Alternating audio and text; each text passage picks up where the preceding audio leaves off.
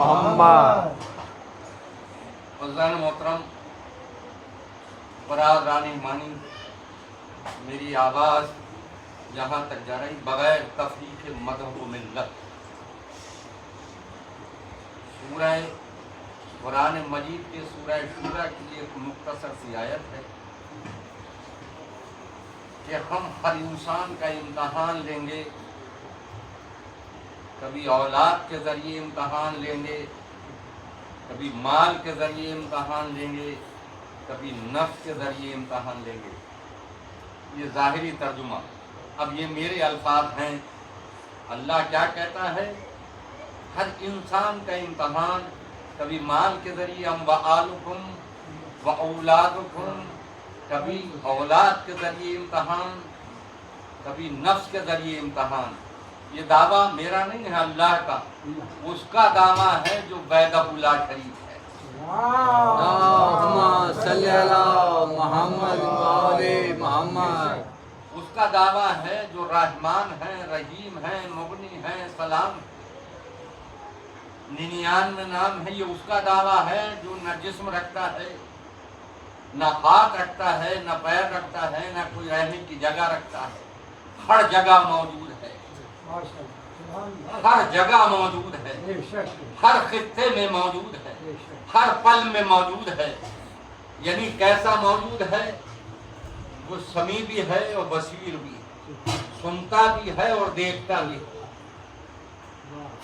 سنتا بھی ہے اور دیکھتا بھی ہے۔ اللہ نور السماوات والارض، اللہ ہی کا نور زمینوں میں بھی ہے، آسمان میں بھی ہے۔ جی بھئی نور زمین محدود 7 پردے، آسمان میں محدود 7 پردے، اللہ لامحدود ہے، کائنات لامحدود نہیں، کائنات محدود، اللہ لامحدود۔ جب اللہ لامحدود تو اس کا کرم بھی لامحدود۔ کوئی اللہ کو مانے یا نہ مانے، کوئی خدا مانے یا نہ مانے، اپنے مزاج کا مان لے، اپنے قبیلے کا مان لے، اپنے پیسے کا مان لے، اپنی اولاد کے دوست کو مان لے، اپنے ہاتھ سے بنا کر مان لے، جی وقت پڑے تو عبادت کرے، جب ضرورت پڑے تو اس خدا کو، جی یہ زمانہ ہے، مگر اللہ نے کہا جو وحدہ لا شریک ہے، باموالکم، کبھی ہم امتحان لیں گے مال کے ذریعے، کبھی اولاد کے ذریعے، کبھی نفس کے ذریعے۔ دوستو کبھی دیکھ کر امتحان، یا نگیٹو ہے، یہ میری طرف سے ہے، کبھی مال دے کر امتحان اللہ لیتا ہے، کبھی لے کر لیتا ہے۔ سبحان اللہ۔ کبھی اولاد دے کر امتحان لیتا ہے، کبھی لے کر لیتا ہے، کبھی نفس دے کر امتحان لیتا ہے، کبھی لے کر لیتا ہے۔ دیتا ہے تو بے حساب دیتا ہے، اور جب لیتا ہے تو چمڑی ادھیڑ لیتا ہے۔ صلوات بھیج دیں محمد۔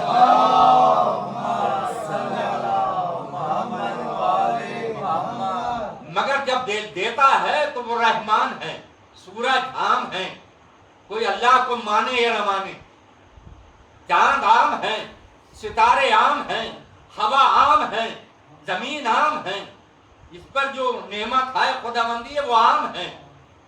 کیا پروردگار ہے! اسی بات کو سمجھانے کے لیے کائنات میں بہت سے انسان آئے۔ مختصر سی تمہیدی مجلس ہے، اس میں موضوع بھی منتخب ہو جائے، نہیں مختصر سی مجلس ہے کہ اس میں بہت سے انسان آدم سے لے کے آج تک آئے، نبی بھی آئے، ولی بھی آئے، اور انسان بھی آئے، عام بھی آئے، ہر مذہب کا آیا، مگر کہیں اولاد کا امتحان ہوا، کہیں دولت کا امتحان ہوا، کہیں نفس کا امتحان ہوا۔ کربلا وہ سرزمین ہے جہاں حسین نے مال کا بھی امتحان دیا، اولاد کا بھی امتحان دیا، نفس کا بھی امتحان دیا، اور ایسا امتحان دیا، یعنی کسی کے 3 امتحان نہیں ہوئے، ایسا امتحان دیا، شرح نہیں کروں گا ابھی انشاءاللہ کل کی مجلس میں، ایسا امتحان دیا کہ آواز قدرت آتی ہے، نفس مطمئنہ ترجعی نکلا اپنے رب کی طرف اور راضیۃ مردیہ، تیرا رب تجھ سے راضی، وہ اپنے رب سے راضی۔ کیسا امتحان؟ گلوں کا بھی امتحان ہوتا ہے خاروں کے درمیان رہ کر، جب باد صبا چلتی ہے ہچکولے دیتی ہے، گل جو ہے جس کا نازک بدن گلوں سے مس ہوتا ہے، خار خار کر دیتا ہے، تار تار کر دیتا ہے، مگر گل ہے کہ مسکراتا رہتا ہے، کلیاں مسکراتی رہتی ہیں۔ اللہ اکبر، وہ گھر، وہ خانوادہ، وہ انسان جس کی دہلیز پر تبسم نے بھی دم توڑ دیا، تنہائی نے بھی دم توڑا، صبر نے بھی دم توڑا، جوانی نے بھی دم توڑا، وہ گل ایسا مسکراتا رہا کہ آواز قدرت ہے حسین تیرے نام پر اگر کہیں فرش ادا بک جائے گا، جو بھی اس پر آ جائے گا، جو بھی آ جائے گا فرش ادا پر، اس کی تمام تمنائیں نہیں، بیماریاں جسم کی دور ہو جائیں گی۔ کیا ملتا ہے؟ یہ فرش ہمارا ہے، اس فرش پر صرف ہم ہی نہیں، یہ فلسفہ کل کو آپ کی خدمت میں عرض کروں گا کہ فرش ادا کی اہمیت کیا ہے، فرش ادا ہے کیا، بچھاتے ہم ہیں، زمانے کے دل میں درد ہوتا ہے، کتنی پابندیاں لگائی جاتی ہیں، کیوں؟ کیا بگاڑا ہے بھائی؟ حسین نے کیا بگاڑا تھا؟ حسین نے کیا بگاڑا تھا؟ زمانہ حسین کو برداشت نہ کر سکا، آج اس کی ادا کو برداشت نہیں کر سکتا، مگر یہ معجزہ ہے، تمنا ہے شہزادی کی کہ جہاں بھی ہو، دیس میں پردیس میں، کالا ہو گورا ہو، پیسے والا ہو غریب ہو، یہ غریب کا ماتم، یتیم ہو یتیم کا ماتم، جوان ہو جوانی کا ماتم۔ ادھر چاند فلک پر نمودار ہوا، بیوی ہاتھ میں رومال لے کر اس فرش ادا پر آ گئی۔ دوستو، ادب کے لحاظ سے ایک چیز، ہر چیز کا ایک ہراول ہوتا ہے، ہراول کہتے ہیں اس لشکر کے آگے آگے جو راستے کو ہموار کرتا جاتا ہے۔ حسینی لشکر کا ہراول ہے جس کا نام ہے جناب مسلم ابن عقیل۔ تنہا پردیس میں، کوئی مونس و مددگار نہیں، دو بچے ہیں جو باپ سے جدا ہو گئے۔ بس ایک مختصر سی روایت ہے جو آپ کی خدمت عالی میں عرض کرتا ہوں، شاید شہزادی قبول فرما لے۔ جناب مسلم کی شہادت ہو جاتی ہے کوفے میں، بچے قید میں، 1 سال قید میں رہے، 1 سال قید میں رہے۔ هل جزاء الاحسان الا الاحسان، احسان کا بدلہ احسان ہوتا ہے۔ 1 سال کے بعد دوستو، 1 سال تک دھوپ نہیں دیکھی تھی بچے، روشنی نہیں دیکھی تھی، گرم پانی اور 24 گھنٹے میں 1 روٹی میسر ہوتی تھی۔ بھائی بھائی سے جدا تھا دونوں حجروں میں، شکم سے ٹھنڈا پانی نہ پی سکتے تھے۔ ایک دن چھوٹے بھائی نے بڑے بھائی سے آواز دے کر کہا، بھیا میری آواز سنتے ہو؟ بڑے بھائی نے جواب دیا، ہاں بھیا کیا کہنا چاہتے ہو؟ یہ جو دروغہ زندان ہے، اس سے اپنی الفت، اپنی آڑ، اپنی بات، بیٹا بھیا پردیس ہے، ہمارا کوئی منیس و مددگار نہیں ہے، قید خانہ ہے، پتہ نہیں بابا پردیس میں زندہ ہے یا چل بسے۔ چھوٹے بھائی نے کہا، بھیا حجت تو تمام ہو جائے۔ جیسے ہی دروغہ زندان آیا تو چھوٹے بھائی نے بڑھ کر کہا، انتا مسلم، تو مسلمان، ہاں کس کا کلمہ پڑھتا ہے؟ کون سے نبی کا کلمہ پڑھتا ہے؟ دروغہ زندان کہتا ہے میں محمد مصطفیٰ کا کلمہ پڑھتا ہوں۔ اچھا تو محمد کا کلمہ پڑھتا ہے، ہمارے جد کا کلمہ پڑھتا ہے؟ ان کے وسیع، ان کے بھائی علی کو جانتا، ہاں وہ میرے مولا، میرے آقا، یعنی علی کو آقا سمجھتا ہے، مولا سمجھتا ہے، اور پھر ہمارے اوپر ظلم کرتا ہے۔ بچے ہیں پردیس میں ہے، قید خانے میں ہے، بچہ کیا کہتا ہے؟ ہمارے اوپر ظلم کرتا ہے۔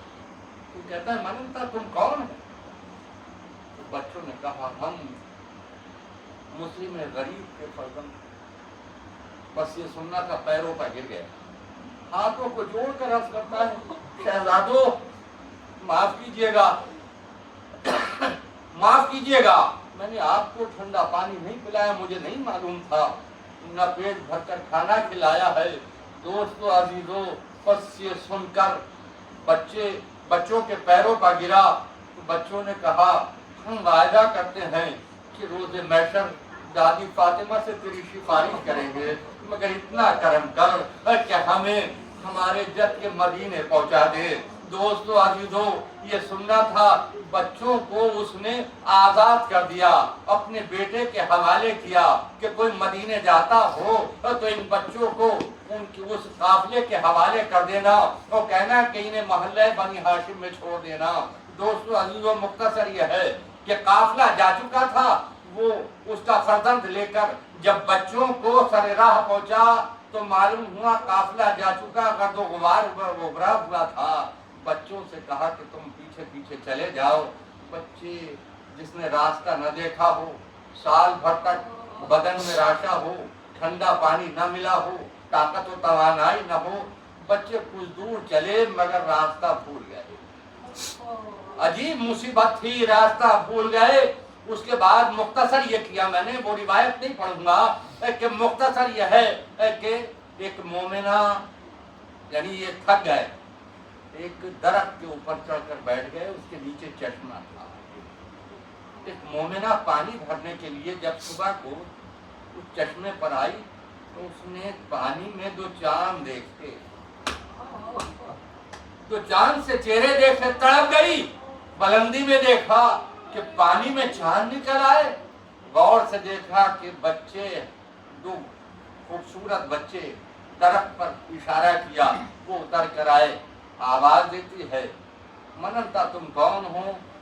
تو عرض کرتے ہیں ہم مسلم غریب کے فرزند ہیں، مسلم غریب کے فرزند ہیں۔ یہاں کیسے؟ تو پورا واقعہ نقل کیا۔ بچوں کو خوشی خوشی گھر لے گئی اور جانے کے بعد کھانا پیش کیا اپنی حیثیت کے مطابق۔ بچوں نے کھانے کو دیکھا، پانی کو دیکھا، بھائی نے بھائی کو دیکھ کر کہا ہمارے باپ، ہمارے والد ہم سے جدا ہو گئے، نامعلوم انہیں پانی ملا ہے، کھانا ملا ہے یا نہیں۔ دوستو یہ کہہ کر بچے رونے لگے۔ ایک مرتبہ وہ مومنہ آگے بڑھتی ہے اور کرتی ہے میں چاہتی ہوں کہ میں جانتی ہوں یہ کھانا آپ کے لائق نہیں ہے، مجھ جیسی خاتون کا یہ کھانا آپ قبول فرمائیں۔ بچوں نے شکر خدا کیا، کھانا کھانا شروع کیا۔ بچے اس کے گھر میں آرام پذیر ہوئے۔ اس کے شوہر کا نام حارث ہے، بچوں کی تلاش میں تھا کہ زندہ یا مردہ لے آئے ملک رہ مل جائے۔ رات کو آدھی رات گزرے، گھر میں داخل ہوا۔ جیسے ہی گھر میں داخل ہوا تو بی بی نے پوچھا کہ اتنی رات گئے کہاں سے آتا ہے؟ کہاں دو بچے مسلم کے یتیم قید خانے سے فرار ہو گئے ہیں، اگر وہ مل جائیں تو انعام مل جائے گا۔ اس نے اس سے کہا، شوہر سے کہا ارے جناب محمد مصطفیٰ، جناب فاطمہ کو کوئی منہ دکھانا ہے یا نہیں، صرف دنیا میں رہنا ہے؟ کہ نہیں، تم نہیں جانتی، نہ کھانا کھایا نہ پانی پیا اور اوندھے منہ بستر پر لیٹ جاتا ہے۔ دوستو واموالکم واولادکم وانفسکم، یہ چھوٹے چھوٹے بچے مال کا بھی امتحان دیتے ہیں، نفس کا بھی اور اولاد کا بھی امام حسین نے دیا ہے۔ بچوں نے جب یہ تدبیر سنی، یہ دیکھا، دونوں بچے یک زبان ہو کر اپنے اپنے حجروں میں آرام پذیر ہوئے، مگر رات آدھی گزری تھی کہ کمبخت حارث اور جب وہ بستر پر پڑا ہوا تھا کہ ایک بھائی کی آنکھ لگی، اس نے بابا کو خواب میں دیکھا، دوسرے بھائی نے بھی خواب میں دیکھا، بھائی روتا ہوا اٹھا، بڑے بھائی نے معلوم کیا بھیا کیا بات ہے، تو چھوٹا بھائی کہتا بھیا میں نے ابھی دادا مرتضیٰ کو دیکھا ہے، بابا دایا حسن سبز قبا کو دیکھا ہے، اور اپنے بابا جناب مسلم کو دیکھا ہے، وہ جام کوثر لیے ہوئے فرماتے ہیں کہ ہم آپ کی مدد کے لیے آئے ہیں، ہم آپ کو لینے کے لیے آئے ہیں، یہ جام دو ہیں، ایک آپ کے لیے ہے اور ایک ہمارے حسین کے لیے ہے۔ دوستو اور عزیزو دونوں بھائی بغل گیر ہو کر رونے لگے۔ جیسے ہی آواز بلند ہوئی، حارث مجنون بستر پر تھا، آنکھ کھلی، حجرے میں اندھیرے میں گیا، بچوں کی دونوں زلفیں آ گئیں، ارے دونوں زلفوں میں ہاتھ کو ڈالا، بچوں کو کھینچ کر لایا، بچے دونوں ہاتھ جوڑتے تھے، تجھے اللہ کا واسطہ ہے، رسول کا واسطہ ہے، ہمیں آزاد کر دے، اگر دولت چاہتا ہے تو ہمارے ماموں حسین کے پاس لے چل، ہم بہت سی دولت دلا دیں گے، ارے تجھے اور کوئی آرزو رکھتا ہے؟ اس نے کہا کہ نہیں، تم کون ہو؟ تو بچے عرض کرتے ہیں ہم مسلم کے یتیم ہیں، مسلم کے بچے ہیں۔ ملعون کہتا ہے سارا دن ہو گیا آپ کی تلاش میں، مگر آپ آج میرے گھر میں ہیں۔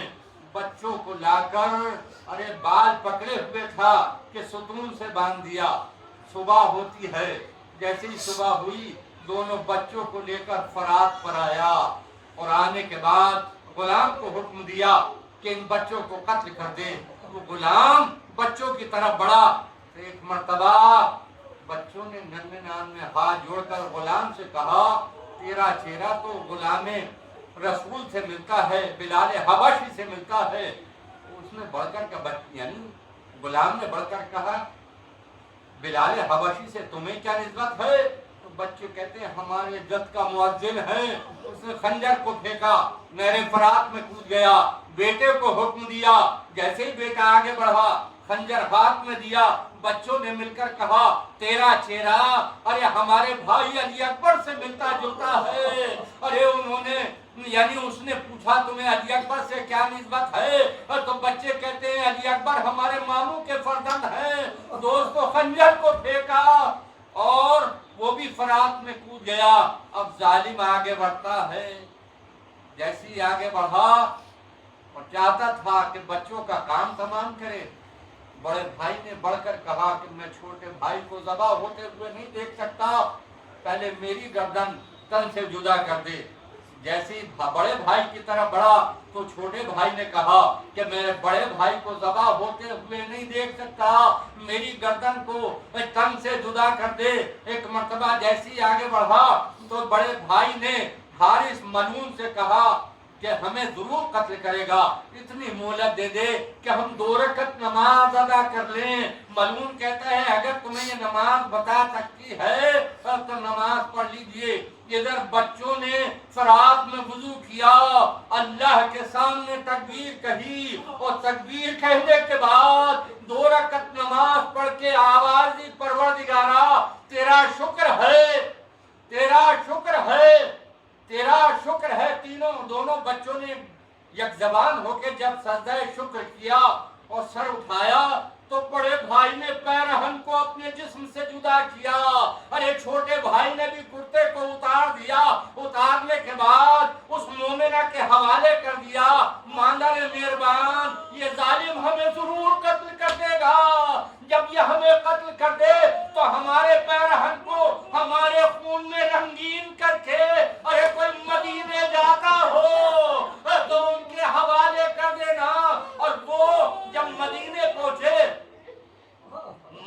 پہنچے گا تو ایک بیت الشرف کے سامنے پہنچے گا، پردہ پڑا ہوا ہوگا، اور جیسے اس میں سے مومنہ نکلے یہ پیرہن انہیں دے دینا، وہ ہماری مہربان ماں ہوگی، ارے ہماری ماں کو یہ پتا چل جائے گا کہ میرے بچے اب دنیا میں نہیں ہے۔ دوستو پیرہن دے کر وصیت کر کے بچوں نے مومنہ کے حوالے پیرہن کیا، ادھر حارث کی تلوار چلی، ارے بڑے بھائی کا سر تن سے جدا ہوا، چھوٹا بھائی پانی میں یعنی خون میں لوٹنے لگا. ارے حارث ملعون نے کیا کیا؟ بچے کی میت کو اٹھا کر نہر فرات کے حوالے کر دیا. ارے فرات کے حوالے کیا تھا کہ محمد کی میت پانی پر رکی رہی. پھر چھوٹے بھائی کا سر تن سے جدا کیا. سر تن سے جدا کرنے کے بعد چھوٹے بھائی کی میت جیسے ہی پانی کے حوالے کی تو ایک مرتبہ بڑے بھائی کی میت نے باہوں کو پھیلا دیا. ہلکے بریدہ سے آواز آئی، یا اخی غریب، اے میرے غریب بھائی، میرے سینے سے لگ جا. ارے بھائی بغل گیر ہوا. میت فرات میں نیچے بیٹھی، پانی کے دہانے سے چلی. جیسے ہی چلی، چلتے چلتے کوفے میں بچوں کا قتل ہوا. مسیب میں آ کر ایک مرد مومن جس کا نام مسیب تھا، جو کام مچھلی کا کرتا تھا، جال ڈالے ہوئے تھا، ایک مرتبہ سویا ہوا تھا. آپ نے شہزادی کون ہے ان کو دیکھا. فرماتی ہے مرد مومن تیرا، یعنی کس سے کہتی ہے؟ مچھلی پکڑنے والے سے، مسیب سے. جناب فاطمہ نے خواب میں وصیت کی ہے، مرد مومن تیرا بڑا احسان ہوگا، تیرے جال میں میرے دو گل، دو نور نظر، دو لخت جگر، میرے آغوش کے پروردہ تیرے جال میں ہے. تیرا احسان ہوگا کہ میرے بچوں کو تو دفن کر دے. ارے مرد مومن بیدار ہوا، بچوں کو یعنی جال سے نکالا اور اسے وہاں دفن کر دیا. خدا آپ کو کسی غم میں نہ رلائے، یہ حرابل حسینی ہے. ادھر بچوں کو دفن کیا. آج بچوں کے نام پر وہ زمین نہیں ہے. حل جزاء الاحسان الا الاحسان، یعنی اس مرد مومن کے نام سے مشہور ہے، جو مسیب کے نام سے مشہور ہے. اس بستی کا نام ہی مسیب ہے. آج اب زیارت کے لیے جائیں تو دوستو، زیارت کرنے والا جب مسیب پہنچتا ہے تو معلوم ہوتا ہے یتیموں کی آغوش میں آ گیا، یتیموں کی آغوش میں آ گیا. ساری واقعہ کندہ ہے، دیکھتے ہی گریا شروع ہو جاتا ہے. دوستو یہ ہے عزاداری کرنے کا نتیجہ، یعنی احسان کرنے کا نتیجہ. کہ آل محمد کی میت کو دفن کیا تھا، اللہ نے اس کے نام پر مسیب کو رکھا اور صبح قیامت تک یہ نام جاری و ساری رہے گا. بچے کو یعنی بچوں کو دفن کرنے کا نتیجہ ملا. آج عزاداری حسین کرنے کا یہ نتیجہ ہے. جب مرد مومن کی آنکھ سے آنسو نکلتا ہے تو کوئی اور نہیں، شہزادی کونین یعنی آنسو کو لے جاتی ہیں. جس کے ہاتھ سے جنت میں کھانا پہنچا ہو وہ معصومہ یعنی رومال لے میں آنسو لے کر جاتی ہیں. آنسو لے کر جاتی ہے اس لیے کہ وہ آنسو جو نام حسین پر نکلتا ہے وہ جنت کی زینت بن جاتا ہے. فاطمہ لے گئی فردوس کی زینت کے لیے، ہم جنہیں اشک سمجھتے تھے وہ گوہر نکلے. دوستو یہ فرش ادا آج فلک پر محرم کا چاند نمودار ہوا ہے. ہر دنیا یعنی کل کی مجلس میں آپ کی خدمت میں عرض کرنا ساری بات صرف آخری جملہ ہے کہ یہ فلک پر چاند نمودار ہوتے ہی کس کا غم؟ علی اکبر کا غم، قاسم کا غم، حسنین کا غم، امام حسین کا غم، علی اصغر کا غم، جناب زینب کی رضا کا غم، جناب سکینہ کی یتیمی کا غم لے کر نمودار ہوتا ہے. دوستو ادھر چاند نمودار ہوا، فاطمہ نے جنت کو چھوڑا اور ہاتھ میں رومال لے کر قریے قریے بستی بستی جہاں مجلس اعضا برپا ہوتی ہے، ارے خاتون جنت رومال لے کر آ جاتی ہے. اور خاتون جنت کے ساتھ ایک چھوٹی سی بچی آتی ہے جس کا نام سکینہ ہے. عرض کرتی ہے یاد جدہ یہ میرے بابا کو روتے ہیں، میرے بابا کی مصیبت پر روتے ہیں. یا دادی میں جب تک نہیں جاؤں گی جب تک یہ جنت میں نہ پہنچ جائے.